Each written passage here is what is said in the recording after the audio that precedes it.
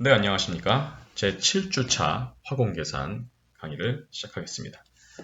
제 7주차 강의에서는 진도를 더 추가적으로 나가지 않고 7주차에 예정이 돼 있는 중간고사 대비 리뷰 렉처를 하도록 하겠습니다. 지난 1주부터 6주차 강의까지 따라오시려냐 많은 고생을 하셨습니다. 아마 이제 전공 진입을 처음 하셨던 2학년 그리고 혹은 다시 이 과목을 듣는 재수강 하시는 분들 혹은 복학생 여러분들 어떤 분들이든 이 강의를 들으시면서 최대한 화학공학의 이 전공 기초가 어떻게 이루어지는지를 충분히 배우실 수 있게끔 이 강좌를 설계하고 있고요. 그러다 보니까 아마 지난 6주차까지 익숙하지 않았던 계산 툴들, 그리고 익숙하지 않았던 개념들, 그리고 각종 문제들, PCS를 통해서 아마 많은 학업 부담이 있으셨을 것으로 생각을 합니다. 그 모든 것들은 조금이라도 여러분들께 조금이라도 더, 하나라도 더 많은 것을 드리고자 했던 그런 충심에서 이루어진 것이라고 이해해 주시면 감사하겠습니다. 그래서 이제 7주차에 예정되어 있는 중간고사에서는 지난 6주 동안 배웠던 내용들이 이제 어떤 식으로 여러분들이 개념을 익히고 계셨는지, 그리고 그 개념을 제대로 잘 이해하고 있는지를 테스트해보는 좋은 기회가 될 것입니다. 그래서 시험이라고 해서 너무 긴장하거나 많은 부담을 가지지 마시기 바라고요. 대부분의 문제는 교과서에 있는 연습 문제 혹은 PCS의 문제와 굉장히 유사한 문제의 형태로 출제가 될 것입니다. 그래서 충분한 연습을 통해서 시험 대비를 하시기 바랍니다. 일단 기본적으로 여러분들이 화학공학과에 들어오셨기 때문에 우리가 1주차, 2주차에 이런 부분을 많이 다뤘습니다만은 단위, 변환에 대한 부분에 대해서는 아주 필수적으로, 상식적으로 다 알고 계시면 좋을 것 같습니다. 특히나 이제 우리가 주 단위로 사용하고 있는 이 SI 유닛 혹은 CGS 유닛에 대해서도 여러분들이 어떤 단위를 쓰고 있는지, 이런 단위들이 어떻게 나와 있는지에 대해서 한 번 정도는 한번 이제 짚고 넘어가시면 좋을 것 같습니다. 그래서 우리가 유도된 단위들도 있을 수 있다는 거 저번에 다 배웠죠. 그래서 뭐 면적이나 부피나 혹은 이런 속도, 가속도, 뭐 어떤 density, 밀도 같은 것들 아니면 농도나 광량 등등도 우리가 알려져 있는 기본적인 이런 단위들로부터도 이렇게 다 유도가 될 수 있다라는 것도 여러분이 한번 짚고 넘어가시면 좋을 것 같고요. 그 외에 또 이제 우리가 화학공학에서 많이 쓰는 그런 이제 물리량들이 있습니다. 그래서 여러분들이 화공 유체역학이나 화공 연력학 혹은 반응공학 같은 굉장히 이제 화공과에서 필수적으로 배우셔야 되는 그런 과목들에서 이러한 물리량들을 굉장히 자주 만나시게 될 겁니다. 그래서 이런 물리량들을 나타내는 단위들을 우리가 어떤 식으로 정의하고 있는지, 그래서 각각의 의미에 대해서도 여러분들이 한 번씩 복습해 주시고 넘어가면 좋을 것 같습니다. 그리고 이제 데이터를 다루는 방법에 대해서 잠깐 우리가 배우고 넘어갔었던 기억이 나실 겁니다. 이것을 굳이 왜 학원과에서 배웠는지에 대해서 궁금해 하시는 분들도 계셨을 텐데요. 이것은 뭐 굳이 학원과가 아니더라도 공대생이라면 이제 무조건 데이터를 다루게 돼 있고요. 그런 데이터들이 실험에서 나오는 데이터일 수도 있고 시뮬레이션에서 오는 데이터일 수도 있습니다. 어떤 데이터든 이 데이터를 일단은 대표할 수 있는 값이 존재하는지를 먼저 따져보는 것이 항상 기초가 되는 첫 번째 스텝 중에 하나입니다. 그래서 일단은 저희가 배웠던 것들이 요 샘플 민, 즉 평균에 대한 것이었고요. 그래서 평균을 계산하실 때는 보통 이게 다 합을 한 다음에 n으로 나눈다 이런 개념만 생각하시는 분들도 계시는데 연속된 데이터 같은 경우 이거 지금 이제 연속된 데이터가 아니죠. 이건 딱 한 칸씩 떨어져 있는 이런 데이터로 볼 수 있는데 연속된 데이터 같은 경우에는 시그마를 쓰지 않고 나중에는 인테그레이션, 즉 적분 기호를 쓸 겁니다. 그리고 그 앞에는 확률 분포에 대한 정보가 들어가겠죠. 지금 같은 경우에는 이제 디스크리트, 즉 이산 분포를 하고 있는 데이터이기 때문에 다 합친 다음에 그 데이터의 개수만큼 나눠주기만 하면 평균을 구할 수 있었습니다. 평균이 있으면 또 같은 평균이라 그러더라도 데이터가 얼마나 평균의 근처에 잘 모여 있는지를 표시할 수 있는 또 다른 통계량이 필요하겠죠. 그래서 이제 우리가 도입했던 것이 variance, 분산이었습니다. 그래서 이제 우리가 분산을 계산하는 방법은 이런 식으로 데이터 값에서 평균 값을 뺀 것의 제곱을 합친 다음에 그것을 다시 평균을 한 것이라고 그랬고요. 그래서 이 variance 혹은 standard deviation, 즉 표준 편차의 제곱 값은 이 제곱의 평균에서 평균의 제곱을 뺀 값이다 라는 것도 우리가 배웠습니다. 그래서 우리가 이제 이것을 통해서 우리가 무엇을 배웠냐면은 이 평균과 제곱의 개념을 통해서 이제 우리가 추세선이라는 걸 배웠죠. 그래서 우리가 regression 혹은 이제 회귀 분석이라는 방법을 배웠고요. 어떤 이런 데이터들이 있을 때 이 데이터를 관통하는 가장 간단한 함수인 이 선형 함수를 우리가 어떤 식으로 구할 것이냐라는 것을 했을 때 선형으로 예측되는 함수와 실제 데이터 사이의 요 거리의 제곱이 최소가 되게끔 만드는 기울기 A와 Y절편 B를 찾는 것이 요 선형 회귀의 핵심이었습니다. 그래서 이 선형 회귀의 핵심을 우리가 이런 식으로 유도를 해서 A하고 B 값을 구할 수 있었고요. 이런 것들을 여러분이 매트랩 실습을 통해서 다양한 경우에 대해서 A와 B 값을 구했던 것을 기억하실 겁니다. 이미 Pset 넘버 5에서도 다시 한번 복습을 해보신 바 있을 겁니다. 그 다음으로 이제 우리가 화공과 화공 계산에서 중요하게 다뤄야 되는 공정 변수들에 대해서 한번 알아보겠습니다. 일단 우리가 density를 배웠고요. density의 정의는 단위 부피당 얼마나 많은 질량이 있는가. 그래서 단위는 킬로그램 per 큐빅 미터 혹은 그램 per 큐빅 센티미터로 정의가 됐었습니다. 스페시픽 볼륨은 이 density의 정확하게 역수죠. 그래서 이번에는 유닛 매스당 차지하고 있는 볼륨이었고요. 스페시픽 그래비티는 이거는 단위가 없습니다. 왜냐하면 이것은 어떤 물질의 질량을 우리가 참고로 하고 있는, 레퍼런스로 삼고 있는 물질의 질량 대비 얼마나 무거운지를 보여주는 거기 때문에 그렇죠. 그래서 예를 들어가지고 수은 같은 경우에는 뭐 한 14, 뭐 13, 뭐 이 정도가 나온다 이렇게 우리가 볼 수가 있겠죠. 레퍼런스로 삼는 재료는 거의 대부분은 요 4도씨에서 측정한 물의 밀도가 되겠습니다. 그래서 정확하게 1.000 그램 per 큐빅 센티미터가 됩니다. 그래서 이렇게 우리가 밀도와 스페시픽 볼륨과 스페시픽 그래비티가 어떻게 정의되는지도 배웠다는 것을 한번 리뷰를 해주시고 좋을 것 같습니다. 그 다음으로 이제 우리가 자주 매스 밸런스에서 다루게 됐던 그런 물리량이었던 플로우 레이트, 즉 유량이라는 개념이 되겠죠. 그래서 이제 유량도 만약에 질량을 기준으로 하면 매스 플로우 레이트가 될 것이고 부피를 기준으로 하면 볼루메트릭 플로우 레이트가 될 것이고 그냥 플로우 레이트 같은 경우에는 이제는 넘버가 됩니다. 그래서 시간당 몇 개가 지나가는지, 이건 시간당 얼마나 많은 부피가 지나가는지, 이건 시간당 얼마나 큰 매스가 지나가는지를 나타내 주는 것이다 라는 겁니다.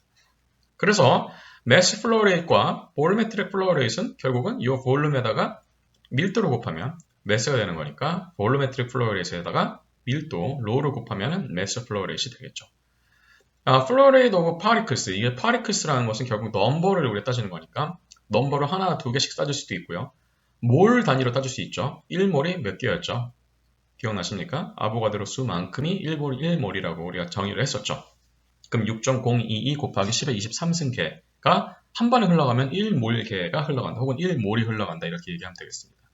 그래서 여기다가 1몰 단위로 우리가 합친다면 양변에다가 만약에 단위를 아보가드 수만큼 한다 그러면 결국 몰 단위가 될 것이고 우리가 1몰당 어떤 특정한 원자나 분자의 원자량 혹은 분자량을 알고 있으면 거기다가 그 원자량, 부분자량을 곱하면 바로 뭐가 될까요?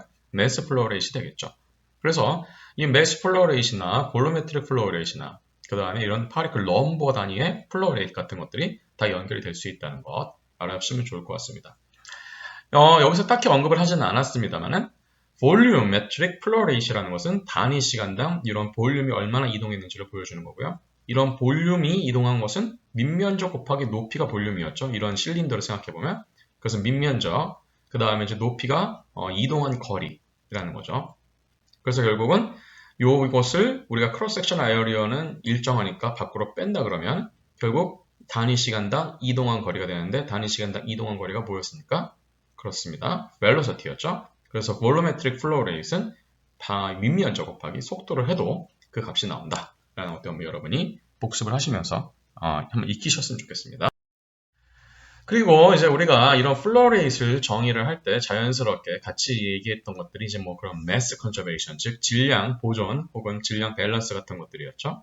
그래서 예를 들어서 이제 이런 꽃갈콘 형태로 생긴, 꽃갈 형태로 생긴 이런 파이프를 한번 생각해 보겠습니다. 이 파이프에 물이 혹은 유량 어떤 유체가 들어오고 있는데 이런 넓은 입구를 통해서 좁은 이런 출구를 통해서 나간다고 생각해 보겠습니다. 근데 이런 잘린 형태의 콘 모양을 우리가 시스템이라고 정의한다 그러면 이 시스템에 들어오는 질량과 시스템에서 나가는 질량은 똑같아야 되겠죠. 안 그러면 이 시스템에는 질량에 어떤 유체가 다 빠져나가든지 아니면 유체가 금방 다 꽉 차버리는 그런 일들이 생길 겁니다. 그래서 이 매스가 밸런스를 맞추려고 그러면 들어오는 양과 나가는 양이 맞아야 되기 때문에 예를 들어서 이제 1번으로 들어오는 양은 어떤가요? 밑면적 곱하기 속도가 나왔죠. 속도, 밑면적, 그리고 밀도가 나왔습니다.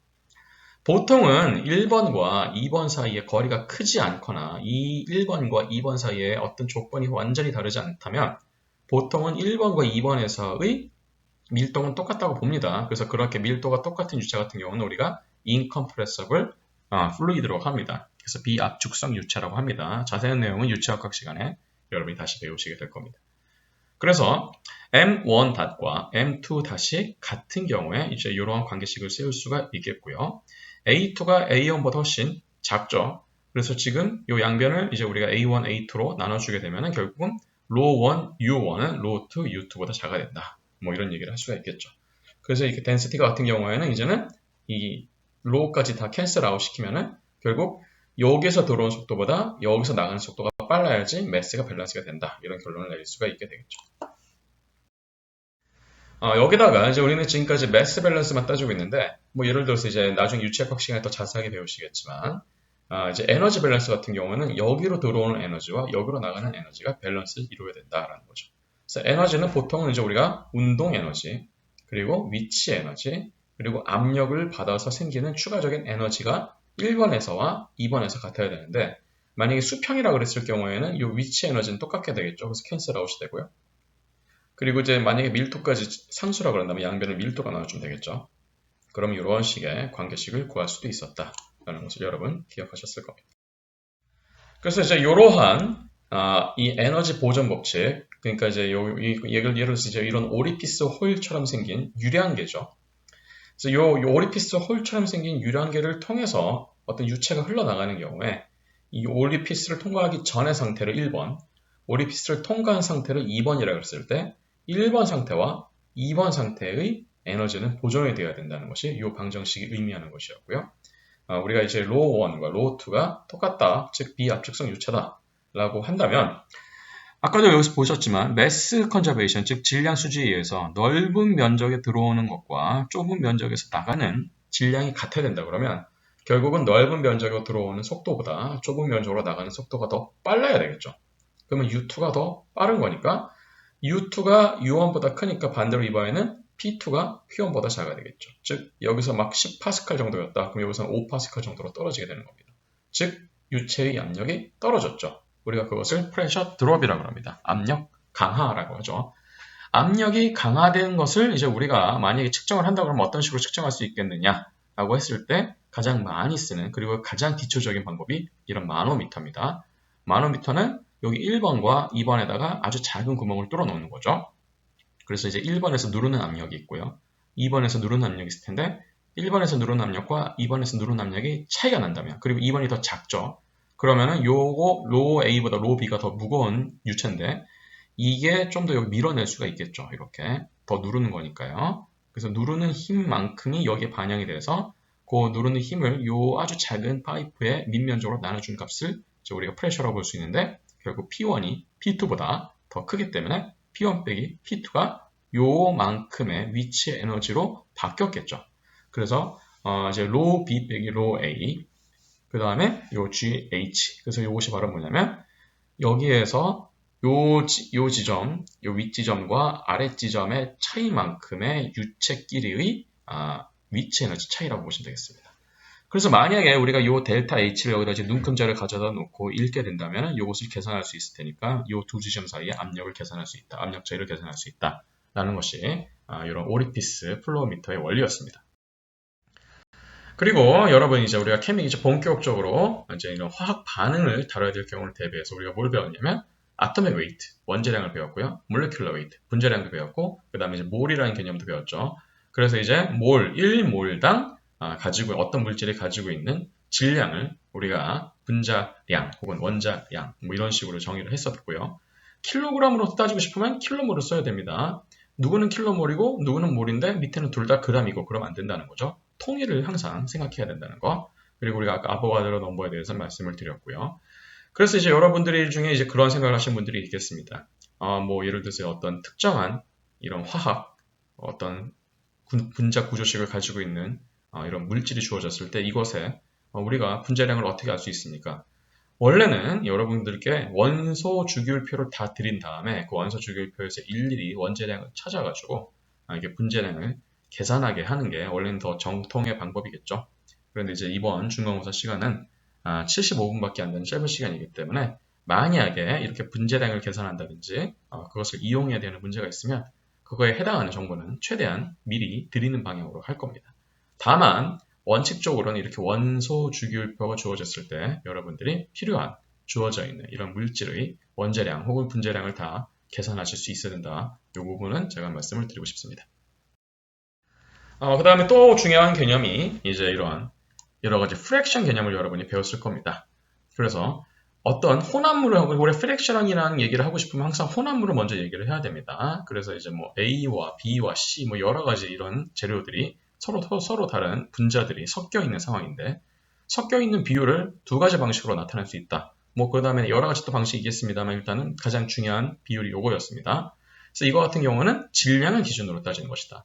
혼합물이 100kg인데 A가 20kg 가지고 있으면 0.2다라고 표시하는 거고 그것을 우리는 X라고 표시한다고 했습니다. 그래서 A면 밑에 첨자로 아래 첨자로 A를 쓰시면 됩니다. 이번에는 몰을 기준으로 할 수 있습니다. 이번에는 만약에 100몰이 들어가 있는데 A가 15몰을 가지고 있다. 그럼 몰 기준으로 따지면 0.15가 되는 거죠. 그래서 우리가 몰라 프랙션은 Y라고 표시를 하고 밑에 첨자에다 마찬가지로 A를 씁니다. 그래서 수학적 기호로는 뭐 복잡해 보이지만 그냥 시그마를 쓰면 편하니까 시그마를 씁니다. 그래서 여기서 W는 매스를 말하는 것이고요. M은 스몰 m은 몰수를 말하는 겁니다. 그래서 만약에 첫 번째부터 n번째까지 총 n 종류의 어떤 서로 다른 물질이 섞여 있는 믹스처가 있다 그랬을 때 이 분모 부분은 전체 토탈 질량이 될 것이고요. 분자 부분은 우리가 알고자 하는 물질의 질량이 될 것입니다. 몰라 프랙션도 마찬가지가 되겠죠. 전체의 몰수 대 우리가 알고자 하는 물질의 몰수가 되겠습니다. 그래서 이런 몰라 프랙션 혹은 질량 프랙션은 서로 바꿀 수도 있어야 된다. 변환도 할 수 있어야 된다. 이런 부분도 여러분께 한번 복습을 해보시라고 말씀을 드리고 싶습니다. 그래서 예를 들어가지고 뭐 이런 개념이 있을 수가 있겠죠. 이제 만약에 어떤 믹스처가 있고요.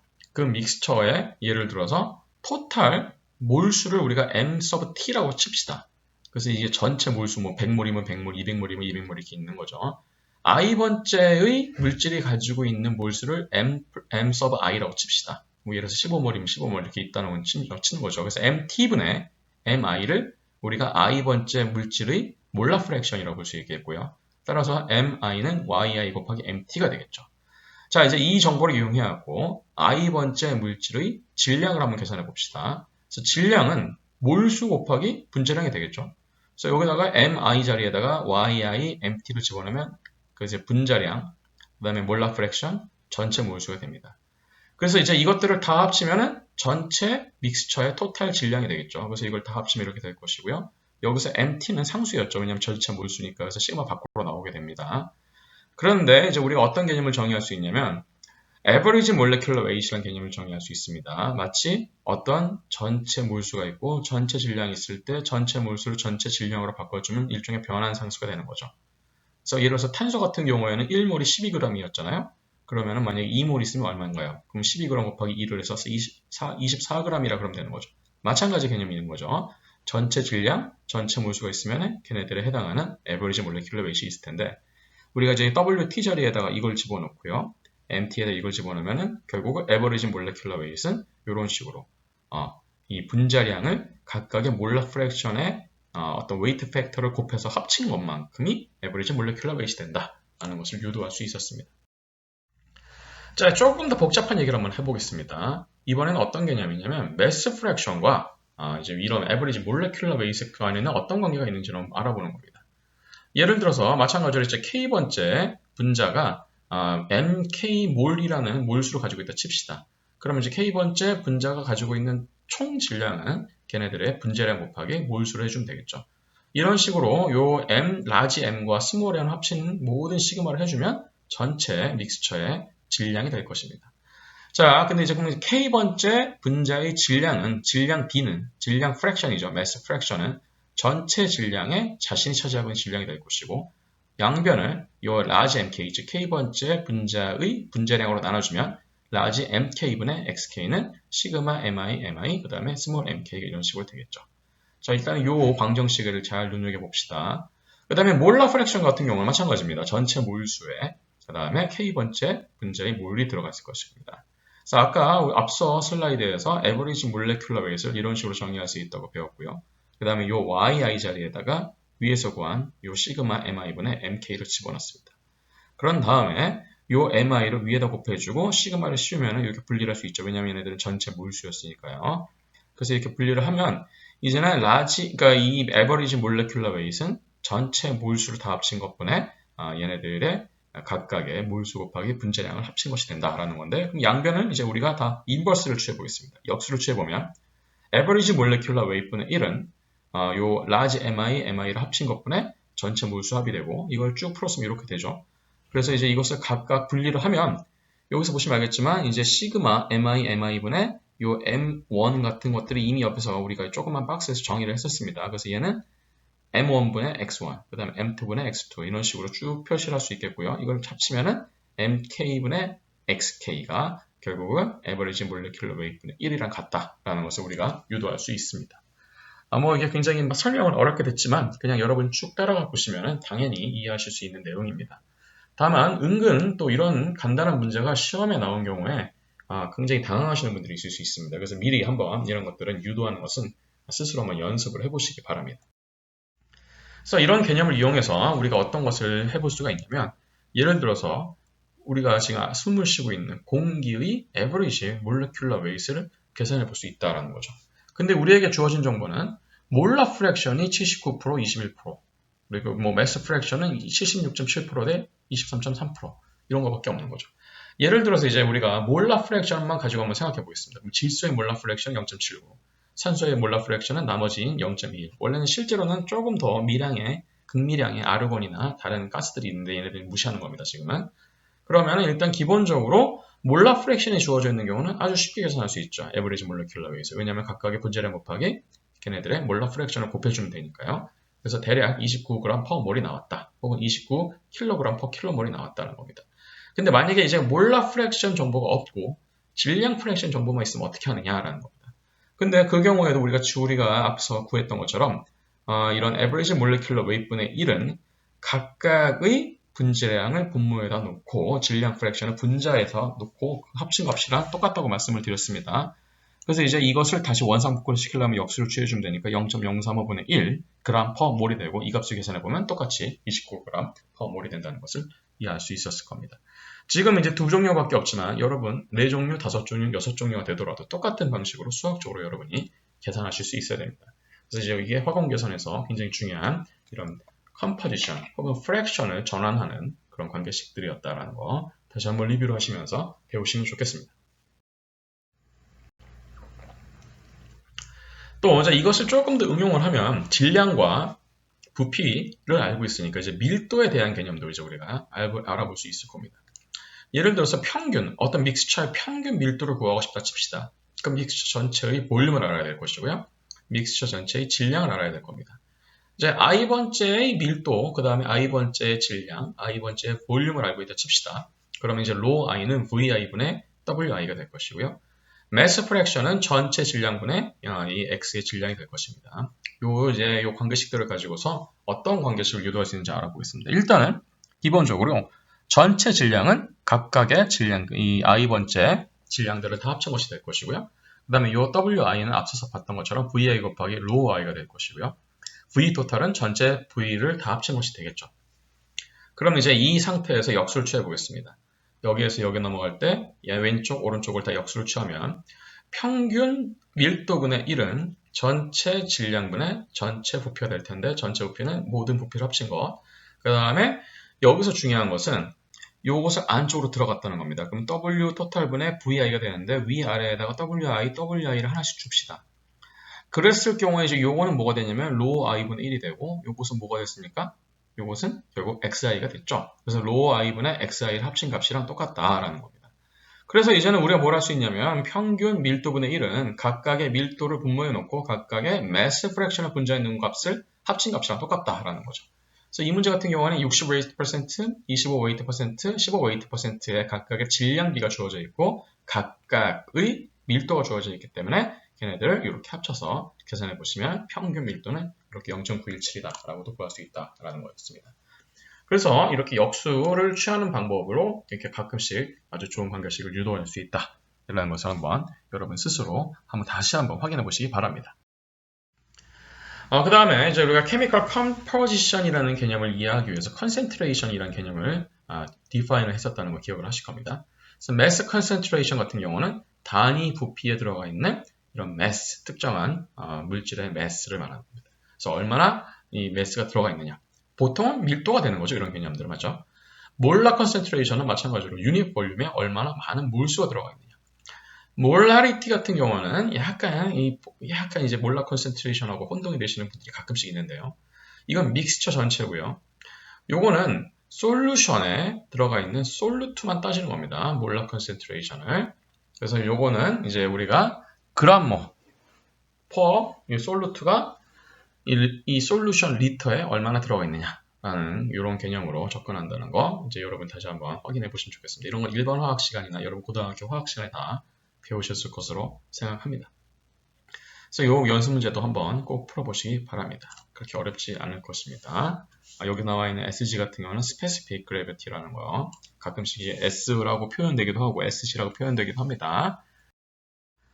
그리고 이제 우리가 화공 계산에서 또 중요하게 다뤘던 앞서서 우리가 이제 물론 플로우 레이트를 재는 유리한계에서도 약간 언급했습니다만은 프레셔 개념 여러분 잘 익히시기 바랍니다. 프레셔는 힘인데 어떤 힘인가요? 단위 면적에 가해지는 힘이다. 그래서 단위는 항상 SI 유닛은 뉴턴 퍼 스퀘어미터 혹은 파스칼이라고 합니다. 혹은 이제 CGS 유닛으로 따지면 나인스 퍼 스퀘어 센티미터가 되는 것이죠. 혹은 아메리칸 유닛으로 따지면 PSI가 됩니다. 그래서 파운드 퍼 스퀘어 인치가 되는 거죠. 그래서 LBF가 되는 겁니다. 이건 이제 파운드 포스라는 얘기가 되는 것이죠. 그래서 이제 여러분 또 우리가 그때 중요하게 다뤘던 개념 중에 하나가 게이지에서 읽어드리는 프레셔와 원래 기본적으로 디폴트로 받고 있는 대기압이 합쳐져서 우리가 실제로 다뤄야 되는 압력은 absolute 프레셔라고 합니다. 그래서 absolute 프레셔와 게이지 프레셔 사이에 이런 관계식 같은 거 여러분 아시기 바라고요. 우리가 앞에서 초반에서 말씀드렸지만 압력을 다루는 방법이 굉장히 많이 있다. 이렇게 단위가 굉장히 많이 있다는 거. 특히나 이런 밀리미리 HG나 뭐 이런 것들. 지금 이제 수은을 기준으로 한 것이고요. 뭐 무르 같은 경우를 하면은 1.02 곱하기 10의 4승 밀리미터, 뭐 H2O 이런 식으로 되겠죠. 그래서 이제 압력을 변환하는 이런 개념들도 여러분이 다 익히시고 가면 좋겠습니다. 그래서 아까 마노미터 얘기를 잠깐 했었는데요. 이 마노미터의 원리를 잠깐 살펴보시면 요 윗단에서 누르는 압력을 각각 P1, P2라고 그러고요. 그 다음에 요 원기둥에서 누르는 압력은 당연히 로G H가 될 것이고 여기는 로G H에서 H는 D2가 될 것이고 여기는 H가 되겠죠. 그 다음에 여기를 채우고 있는 유체와 여기를 채우고 있는 유체가 서로 다른 종류라고 그러면 여기를 채우고 있는 유체의 밀도는 로1 여기를 채우고 있는 유체의 밀도는 로2 그 다음에 이 회색으로 되어 있는 유체는 로F라고 해보겠습니다. 보통 로F가 가장 크죠. 가장 밑에 깔리니까요. 그래서 이 A와 B 지점에서 가하는 유체의 각각의 유체의 압력은 똑같아야 됩니다. 그래서 P1 더하기 로1 G D1 그 다음에 P2 더하기 로2 G D2 그 다음에 로F G H가 다 똑같아야 된다. 라는 거죠. 만약에 이제 로F가 로1이나 로2보다 굉장히 아주 크다, 충분히 크다, 뭐 10배 이상 크다. 그러면 얘네들은 거의 무시할 수 있게 됩니다. 그래서 우리가 뭘 구할 수 있냐면 P1과 P2 사이의 압력 차이가 대략 요 유체가 올라간 정도에 해당하는 포텐셜 에너지와 같다라는 식으로 구할 수 있는 거죠. H를 재면은 그래서 P1과 P2를 차이를 알 수가 있다라는 것이 마노미터의 원리였죠. 근데 이제 항상 무시할 수 있는 건 아니기 때문에 항상 여러분이 주어져 있는 조건을 잘 확인하셔야 됩니다. 예를 들어서 이거 같은 경우에는 1g per 큐빅 미터가 흘러가고 있으니까 물이 되겠죠. 밑에는 물보다 아주 살짝 무거운 정도의 유체가 깔린 겁니다. 5%밖에 안 큽니다. 이 경우에는 이것을 얘에 대해서 무시할 수 없죠. 그래서 이거 같은 경우에는 그 차이를 온전히 다 계산해 줘야 됩니다. 그래서 여러분이 가지고 있는 문제에서 주어져 있는 조건 여러분이 늘 주의 깊게 잘 확인해 보시기 바랍니다. 그리고 이제 우리가 이런 프로세스에 대해서 잠깐 얘기를 했었습니다. 그래서 나중에 반응공학 시간에 더 자세한 얘기를 들으시겠지만 우리가 화학공학에서 다루게 되는 프로세스는 여러 가지가 있는데, 예를 들어서 배치 프로세스가 있죠. 배치 프로세스는 이제 어떤 반응물을 한번 넣고 시간이 지난 다음에 생성물을 꺼내는 방식입니다. 반도체 화학 공정 같은 것들이 해당하죠. 컨티뉴어스 프로세스는 말 그대로 연속 공정입니다. 반응물이 연속으로 반응기에 들어가서 거기서 나오는 생성물을 연속으로 빼냅니다.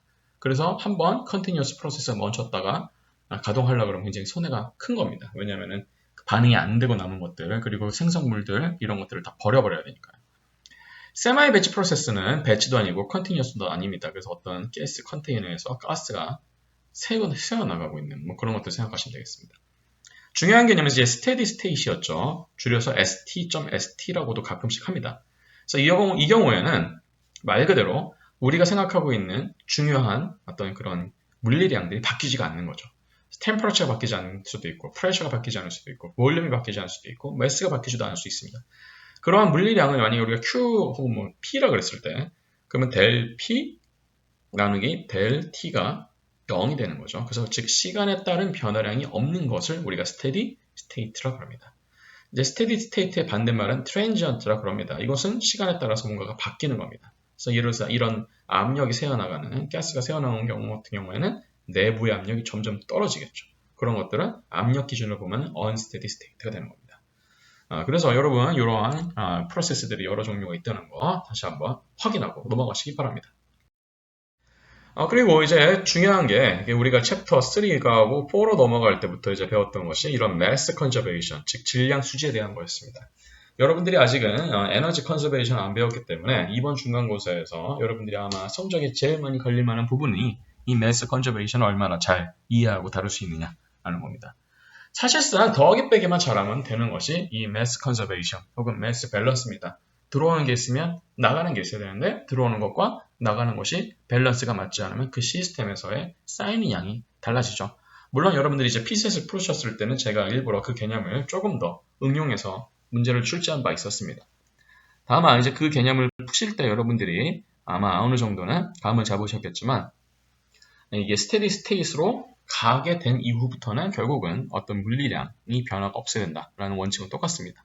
근데 아마 이제 스테디 스테이트로 접근하기까지의 그 나머지 시간, 초반 시간들 그 부분에 대해서는 우리가 매스 컨저베이션을 세울 때 시간에 의한, 시간에 따른 물리량의 변화까지 같이 계산하실 필요가 있었던 것이죠.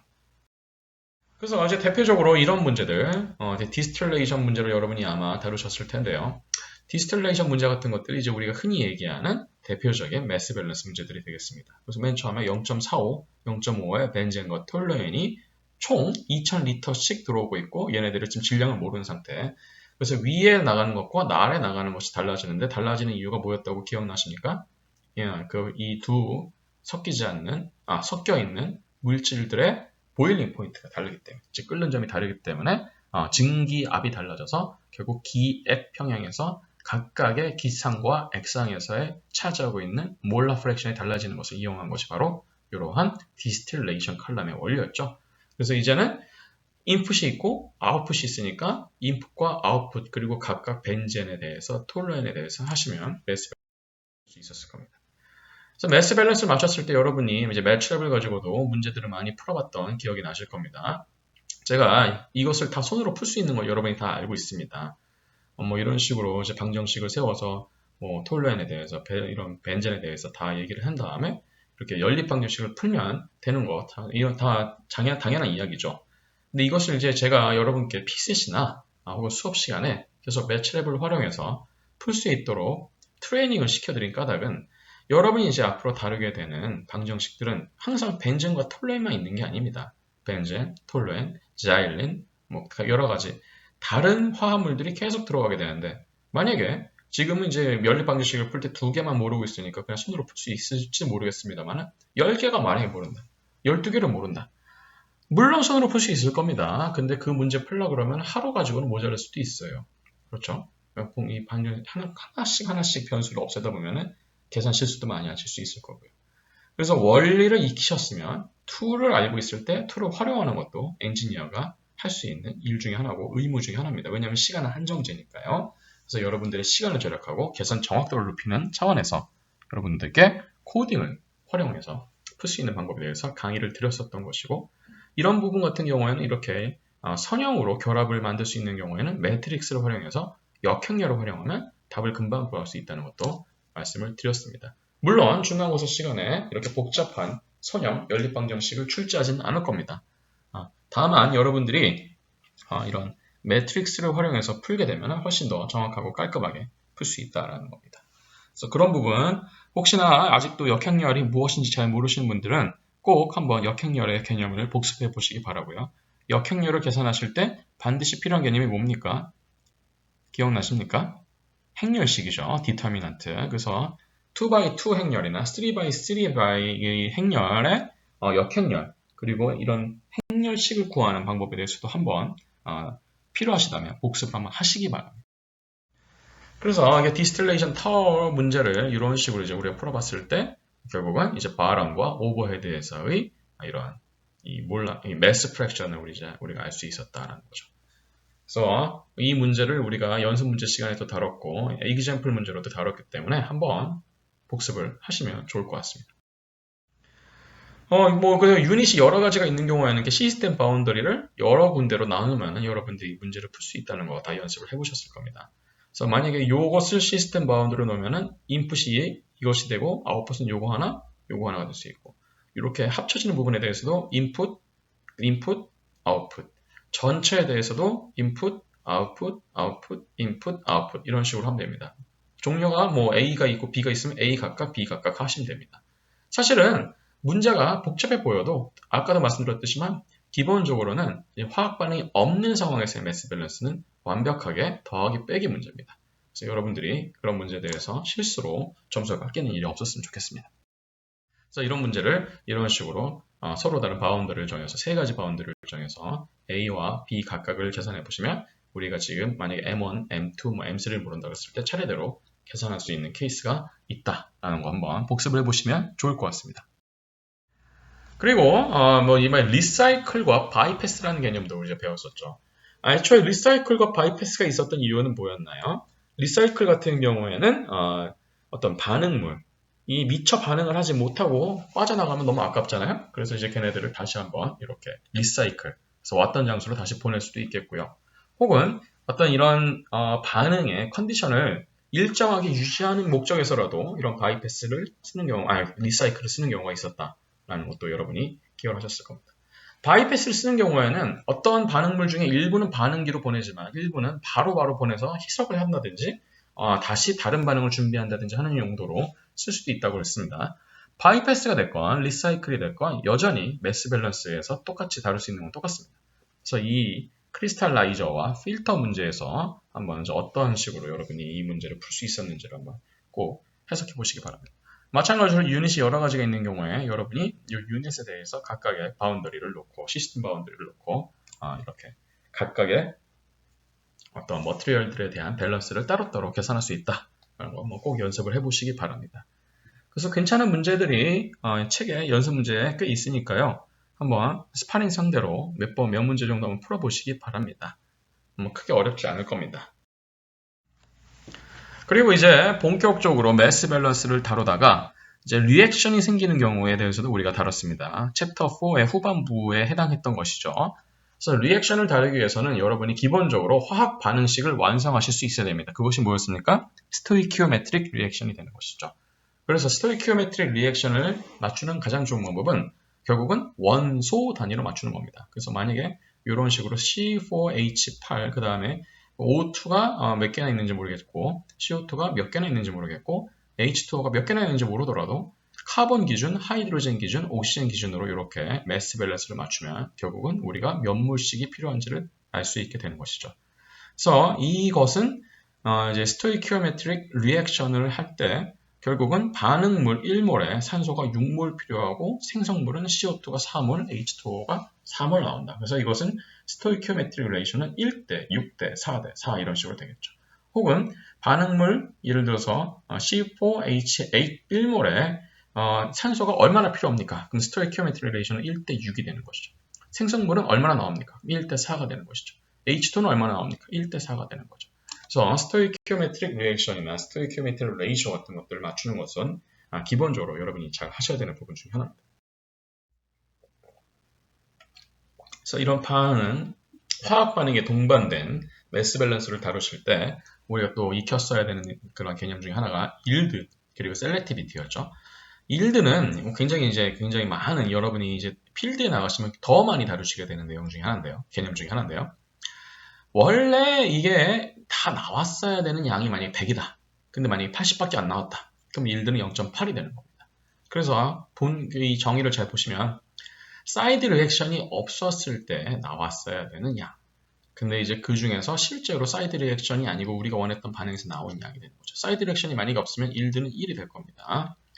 셀렉티비티도 마찬가지죠. 우리가 원하지 않았던 반응들이 여러 가지 있었죠. 그래서 예를 들어서 연료를 태울 때 불완전 연소와 연소가 바로 이러한 셀렉티비티를 쓸 수 있는 사례 중에 하나였다는 거 기억을 하실 겁니다.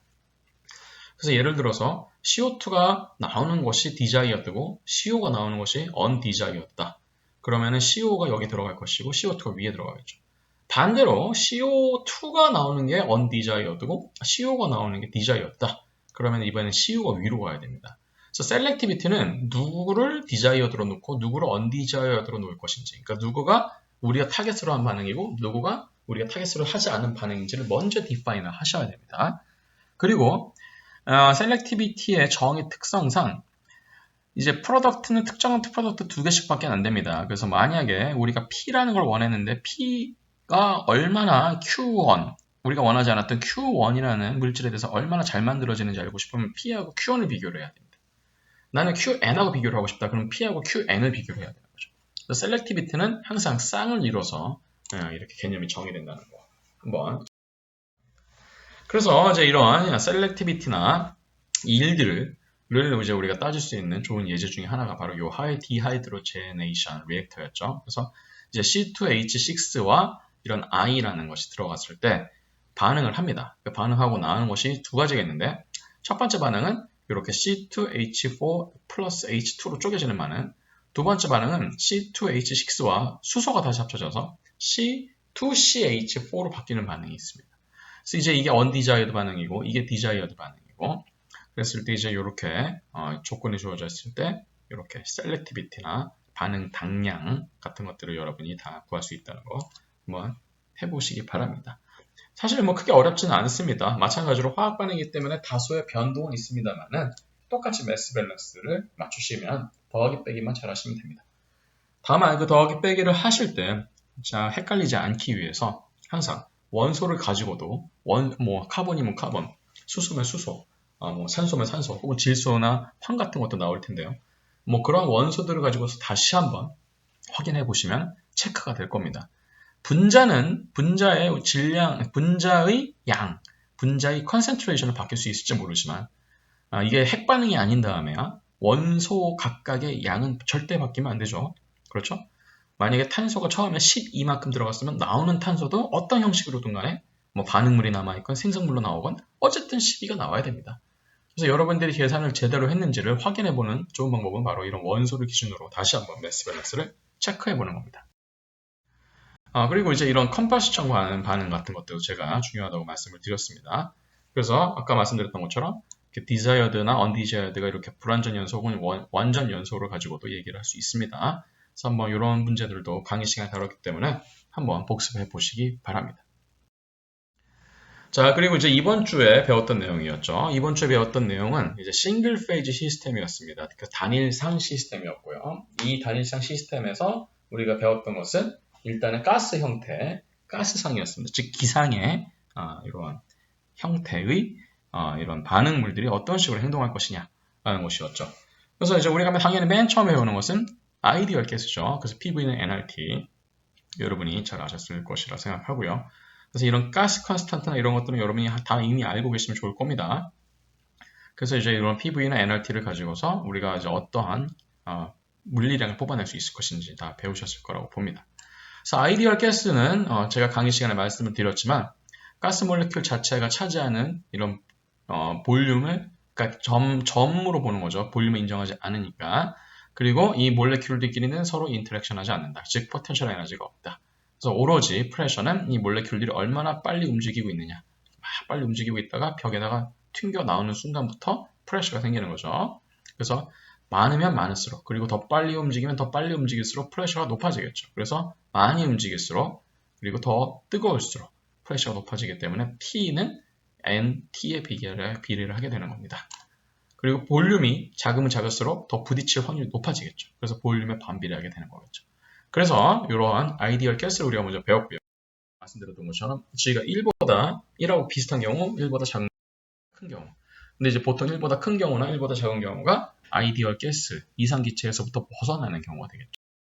다룰 수 있었는지를 한 가지 예로서 레너드 존스 포텐셜이라는 것을 제가 말씀을 드렸습니다. 그래서 분자들 사이의 거리가 굉장히 거리가 멀다. 그러면 이제 이상기체에 가까워질 것이고, 분자들 사이의 거리가 어느 정도 가깝다. 그럼 너무 인터랙션 포텐셜이 가까워지니까 서로 가까워지려고 그러기 때문에 G값이 1보다 작아질 것이고, 분자들 사이의 거리가 너무 가까워졌다. 그럼 서로 밀어내려고 그러니까 G값이 1보다 커진다. 뭐 이런 식으로 설명을 드렸던 기억이 날 겁니다. 자, 그래서 PV는 NRT라는 그런 이상기체 방정식만큼은 아니지만, 그래도 그런 이 리얼 가스에 대한 반응을, 리얼 가스의 상태를 설명할 수 있는 방정식이 있으면 좋겠다라고 나온 것이 첫 번째가 바로 이런 Wheeler equation이었죠. 그래서 Wheeler equation은 아마 PCS에도 나와 있는데요. 결국은 이렇게 1몰당의 볼륨을 가지고서 확정을 할 수도 있고요. P를 기준으로도 확정을 할 수 있습니다. 중요한 건 어쨌든 간에 얘를 second, third, first, 그다음 뭐 이런 비리얼 코에피션트로 부른다는 것이죠. 그래서 이제 우리가 비리얼 코에피션트를 계산할 때 크리티컬 템퍼러처를 가지고도 계산할 수 있다고 말씀을 드렸습니다. 그리고 이제 조금 더 정밀하게 하기 위해서 이제 우리가 썼던 개념들이 바로 이런 반데르발스 이퀘이션 기억나실 겁니다. 그래서 반데르발스 이퀘이션 같은 경우에는 분자 한 개가 차지하는 볼륨을 우리가 B로 표시했고, 분자가 만약에 N개 있으면 N몰 있으면 NB라고 하죠. 여기 A는 이 분자들 사이의 인터랙션에 관련된 것이었기 때문에 여기 네거티브가 들어갔다는 거. 그런 다음에 이제 이 PR, 이거 reduced pressure, reduced temperature, reduced volume이라고 그러는데 각각 원래의 pressure, temperature, volume을 크리티컬 포인트에서의 pressure, temperature, volume으로 나눠줄 값이죠. 즉 무차원 변수가 되겠죠. 이 무차원 변수를 가지고서 이 EOS, 상태 방정식을 나타내면 반데르발스 이퀘이션 같은 경우는 이런 식으로 나타내지게 되는 것이었고요. 반데르발스 이퀘이션에서 이 크리티컬 템퍼러처, 크리티컬 포인트에서의 이 컴프레시빌리티 계산하면 8분의 3 정도가 나온다. 라는 것이었죠. 굉장히 중요한 정보 중에 하나였습니다. PCS에서도 나오고 있죠. 그래서 이러한 반데르발스 이퀘이션을 위시로 만들어진 여러 가지 방정식들, 레들리 쾅, 팽 로빈슨, 수아브 레들리 쾅 같은 이러한 상태 방정식들을 우리가 통틀어서 큐빅 이퀘이션이라고 그런다고 말씀드렸습니다. 그래서 대부분의 큐빅 이퀘이션은 손으로 안 풀리죠. 특수하게 인수분해가 되는 경우 빼고요. 그래서 이번 PCS에서도 여러분들이 어쩔 수 없이 매출앱을 활용해서 문제를 푸셨어야 될 겁니다. F솔브를 이용하셔도 되고 뉴턴 랩선 메소드를 이용하셔도 됩니다. 중요한 것은 이런 이제 통틀어서 반데르발스부터 시작해서 나온 이런 EOS들을 우리가 큐빅 이퀘이션이라고 부른다는 거 기억을 하셨으면 좋겠습니다.